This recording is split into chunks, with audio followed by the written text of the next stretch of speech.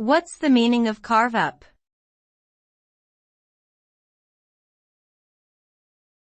Carve up.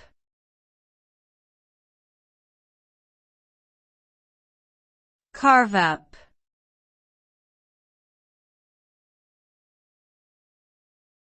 Carve up.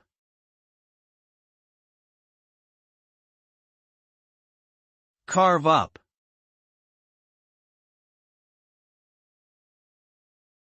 Carve up is a phrase used to describe the division of something, typically resources, among a group of people or entities. In this context, the term refers to the act of dividing something into parts or portions. The result of a carve up is typically a distribution that is intended to be fair and equitable. However, it can also refer to a situation where one party unfairly benefits from the division at the expense of others. Overall, carve-up has a negative connotation and is often used in situations where there is a perceived lack of transparency or fairness in the division of resources.